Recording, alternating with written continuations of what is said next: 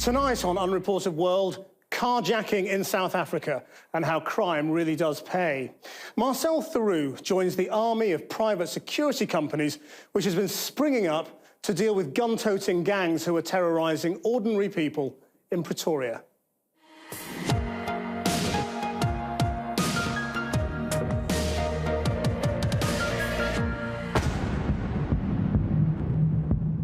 At least 30 vehicles a day are hijacked in South Africa.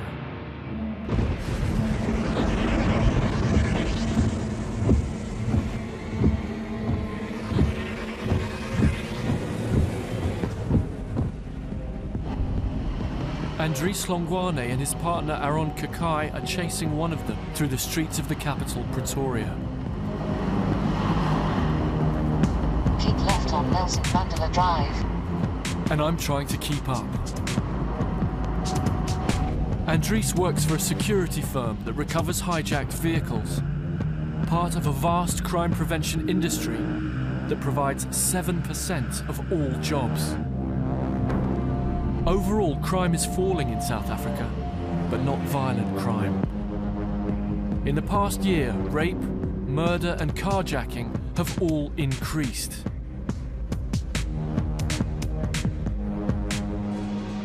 I think I can see them up ahead. I can see their lights flashing up there on the right.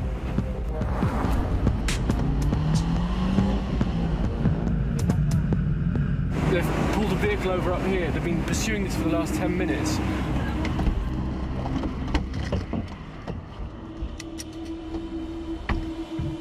The car's been dumped. What happened? If we found them here, it was going to be trouble. If you'd found them in the vehicle, there would have been a fight. Yeah, there would have been a fight because they were armed. We were not going to let them drive away with the vehicle. But there's a good chance the carjackers are still watching, waiting to see if anyone has followed the car's satellite tracker. When I see that car, I think of the person who was driving it an hour ago, who set off on Friday evening to have a good time, and someone stuck a gun in their face and said, "Give me the car or I'll shoot you." We wait for the police to come and check the car. Suddenly, across the street, a woman shouts for help. You go. Hey! Andries and Aaron race to her aid, guns drawn. Two men have cornered a woman to rob her.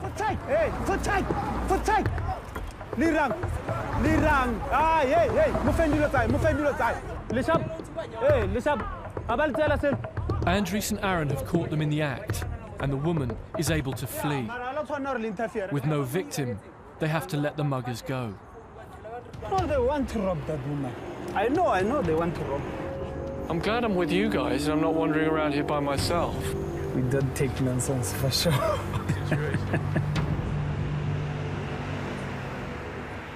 We're 5 minutes from the South African Parliament, but this driver says he's just had a narrow escape.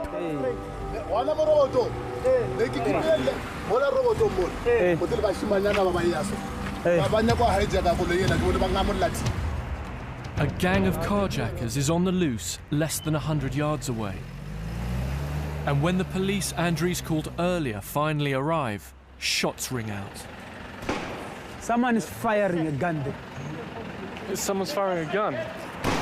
Looks like they're hijacking someone there. The police and the private security guards run in the direction of the gunfire. It's not that guy, it's here, over there. Aaron rushes to confront the thieves. Shit! That's automatic weapons, child. But Andries calls him back. Can't leave our vehicle. Aaron! Even the police decide to retreat. These people already found each other. Could you give me back up? This is a street corner by the zoo in South Africa's capital. There's been a carjacking, shots fired, somebody robbed. It's going crazy out here. They shot at the driver. When we chased them, they shot at us. We returned fire, so they disappeared in the bushes. So Is this a bad area for... Yeah, it's a hotspot for robberies. Okay. So you can see for yourself, we were standing right next to them and they still try to hijack the vehicle. The carjackers melt away as reinforcements arrive. And Andries returns to guarding the car he's recovered. What's the word on the driver? He said he's not coming. I don't blame him. It's pretty dangerous here.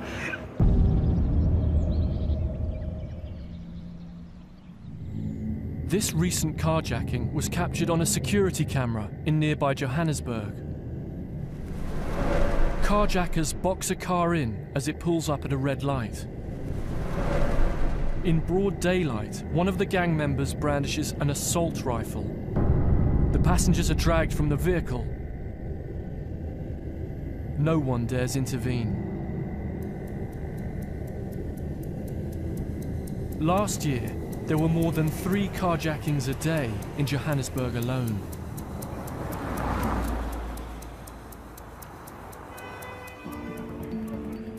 – 6 a.m.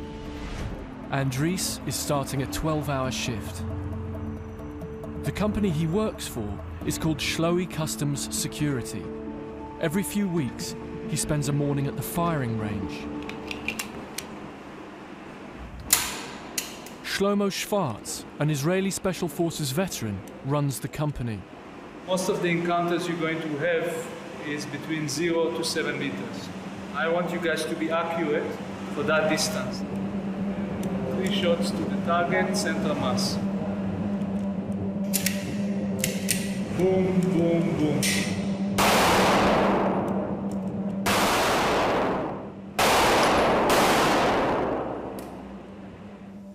Anybody that pull a gun on one of my guys in an intent to put them in danger will be dealt the way they're supposed to be dealt.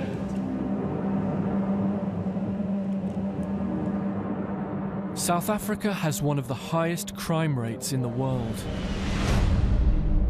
Where most people see a crisis, Shlomo spotted an opportunity. From my experience, crime is not going to be resolved anytime soon. I don't want to sound cynical, but it's good business for you. It's the same thing that you can say that when there is an epidemic of, I don't know, cholera, there is a good business for the doctors. There are some occupations that need to be developed under other people's suffering. One of them is security companies, yeah, exactly like any other ones.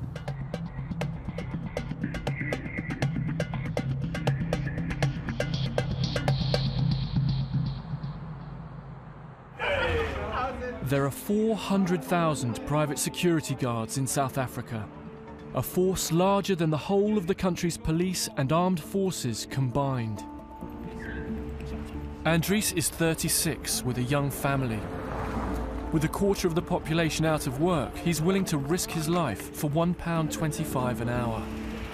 It's difficult nowadays to get a job. That's why you see a lot of people doing security. They know security job is, there's a lot of security jobs. This morning, he's not just worrying about getting shot, he's concerned that criminals might target his family. It makes life difficult for my family because some of the criminals is people we went with to school. Local criminals know what you do. If they can't reach me, they'll reach for my family. Poverty can make you do things you'll never understand. Do you need to get there?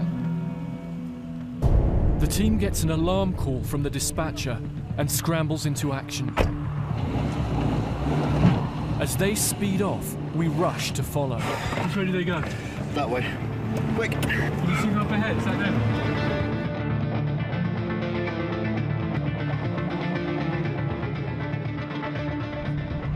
Andries and Aaron are sent the hijacked vehicle's coordinates. Turn left on Gordon Road. First thing Monday morning, Andries and Aaron have just come on shift and they've got an alarm call in Soshanguve. Someone's stolen a truck. Soshanguve is a township about 30 kilometers north of Pretoria. They're already ahead of us. I'm trying to catch up with them. Soshanguve is a notoriously violent township not far from where Andries lives. 30 kilometers out of Pretoria, and we're in a different world here. It's only a matter of time before the hijackers will try to remove the vehicle's tracker. So Aaron uses an antenna to help home in on its final position. We rendezvous with the team who've called in the police and approach cautiously. Is the vehicle down there? The hijackers have abandoned the truck in the shanty town and fled on foot. They've taken money and some of the cargo, loaves of bread. You've got to feel sorry for the poor guy who was driving this truck, turned up for work at 6 o'clock this morning and got hijacked by armed men. He's just a working man trying to make a living. George Solani, the driver, was lucky to escape unharmed. Hello, sir. I'm so sorry you've had a terrible day. Can you tell me what happened? The owner of the shop, he opened the shop. Immediately comes another guy. I don't know where that guy's from. He just grabbed the keys. He point the gun like this, make it like this guy. So he say, all of you, go inside. All, go inside. Did they hurt the owner of the shop? Was he injured? Yeah, because he was kicking him on the head. He was bleeding. You see. My heart, I was just hoping that they mustn't kill us. You see. If they can kill me, it's a very big problem to my family. George's wages support 5 people. He's badly shaken, but jobs are scarce, and he says he'll be back at work tomorrow. Poor guy, he had a nasty start to his week. How much money would he be carrying at this time in the morning? I don't think they got more than 500 because the truck is still full of load of bread. Right. So they did this with guns for probably $50 US, 30 pounds. Yes. The police are only here because Andries has discovered the vehicle.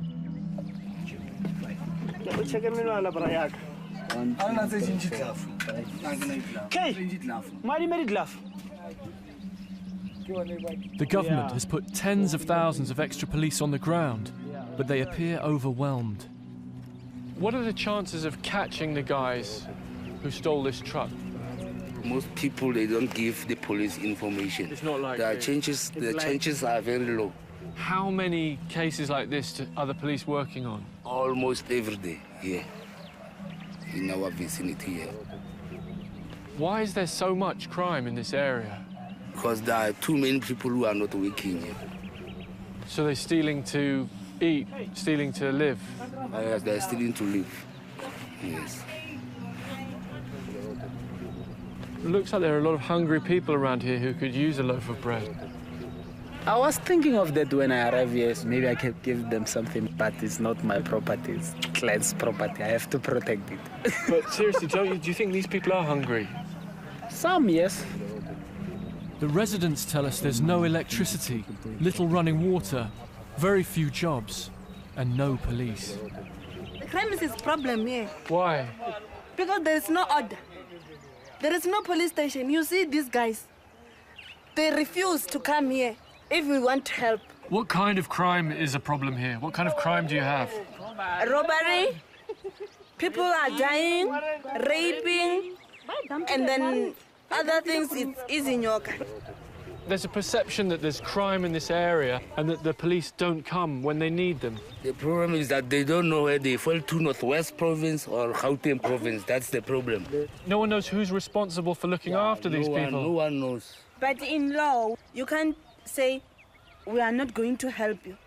But sometimes you don't know whether it's your responsibility or someone else's responsibility. But do you think these people have a point? Do you think they are a bit neglected? Where there is crime, we assist. Opinion polls show most South Africans think the police are inefficient and corrupt. The last National Police Commissioner was sacked. The previous one is in jail.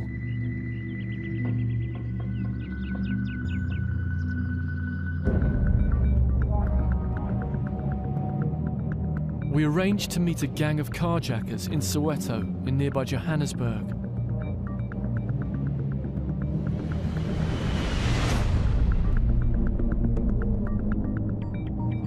They hijack cars in the areas Andries patrols.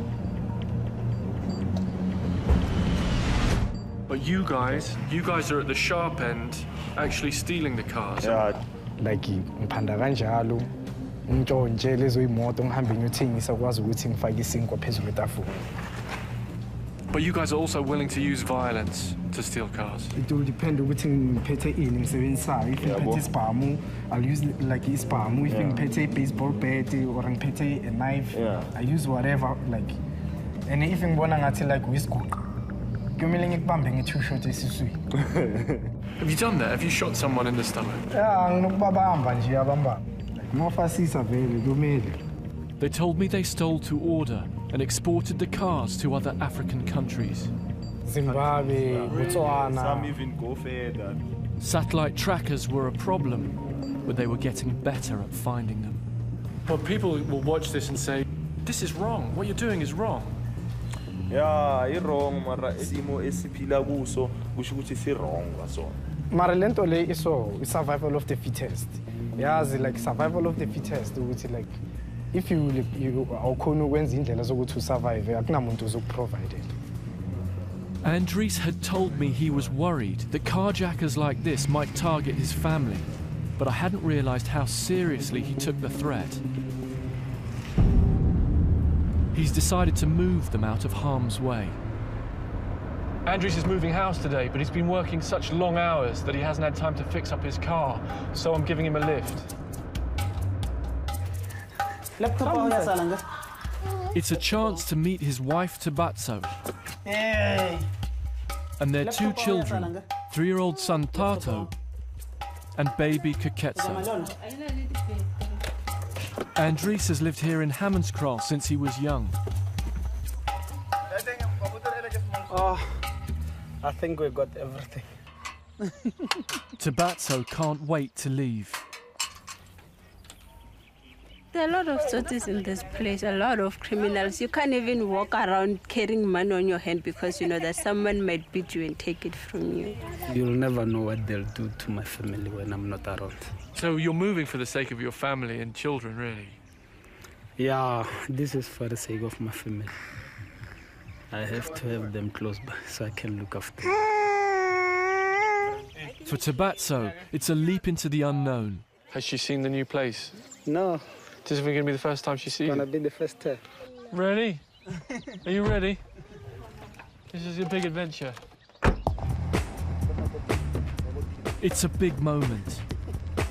They're moving from the insecurity of the township to a new life on the affluent east side of Pretoria.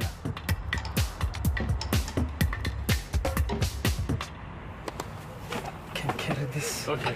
I think that's everything. Yeah, that's everything.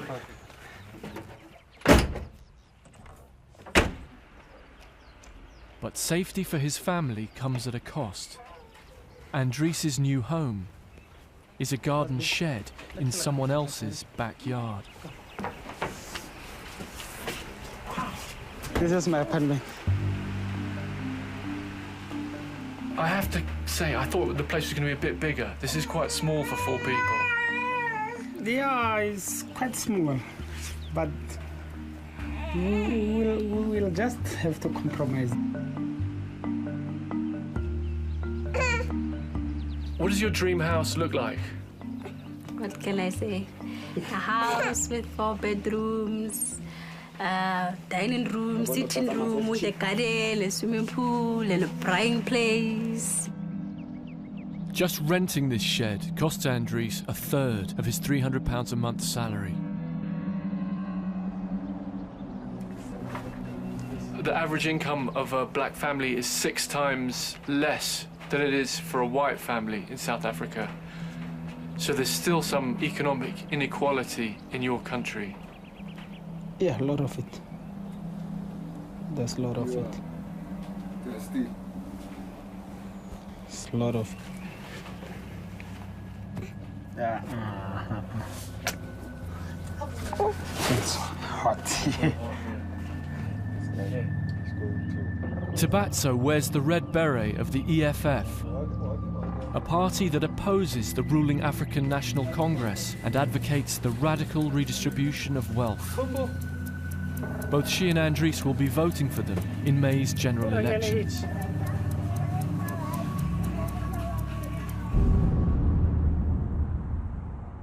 It's 5 p.m. the next day. Andries is getting ready for the night shift.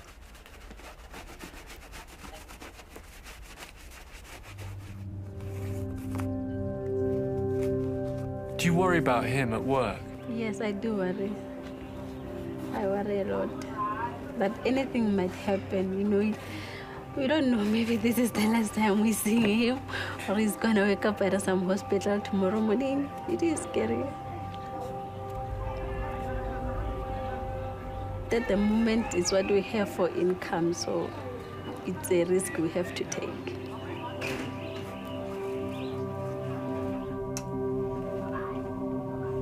In order to improve his family's life, Andries continues to risk his own.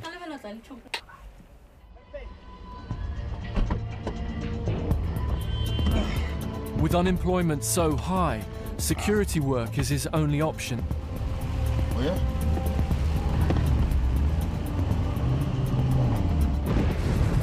Tonight, it's not a stolen car, but a suspected robbery at a betting shop. This is a shop full of cash, deep in downtown Pretoria. There's this chronic anxiety about what you're going to find at the end of a call-out. Thankfully, this evening, it's a false alarm.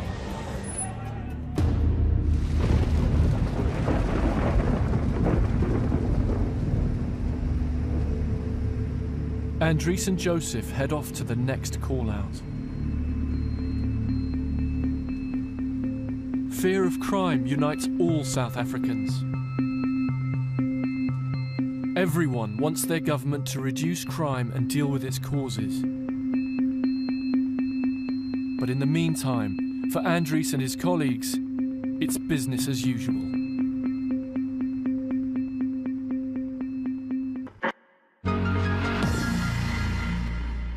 Next week, Kiki King meets the taboo twins of Madagascar. These children have been abandoned simply because they're twins. Before centres like this existed, most would have been left to die. And the mothers struggling against this ancient curse.